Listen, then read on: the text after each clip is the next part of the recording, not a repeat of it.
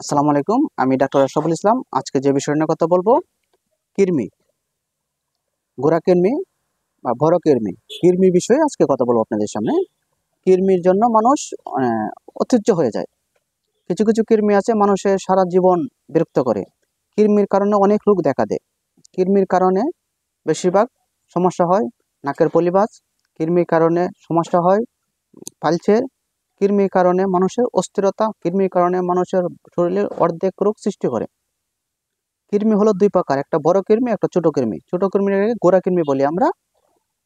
গোড়া কৃমি হলে কি করবেন বা বড় কৃমি হলে কি করবেন, এটার জন্য হোমিওপ্যাথিক চিকিৎসা কি বা মেডিসিন কি, কি চিকিৎসা নেবেন বা কি মেডিসিন খাবেন, আমি এই বিষয়ে আজকে নিয়ে কথা বলবো আপনাদের সাথে।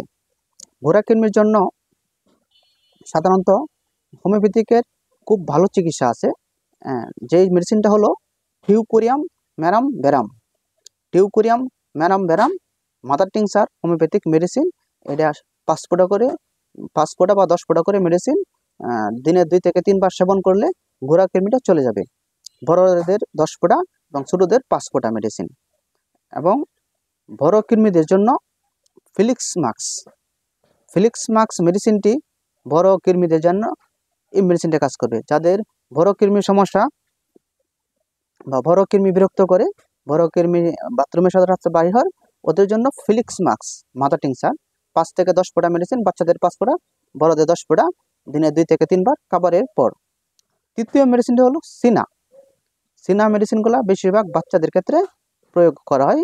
সিনা মেডিসিনটি বাচ্চারা রাত্রে ঘুমানোর সময় দাঁত কাটবে বা নাক চুলকাবে, বারবার নাক চুলকাবে, এই ধরনের সমস্যা যে সকল বাচ্চাদের দেখা দিবে, রাতে ঘুমের ঘরে দাঁত কাটতেছে দেখতেছেন বা শুধু শুধু নাক চুলকাচ্ছে, ওই ধরনের সকল সমস্যার জন্য সিনা মেডিসিনটি 30 পাওয়ার সিনা মেডিসিনটি 5 ফোঁটা করে দিনে 2 বার খাবারের আগে খাওয়াবেন, তাহলে কৃমির সমস্যা দূর হয়ে যাবে।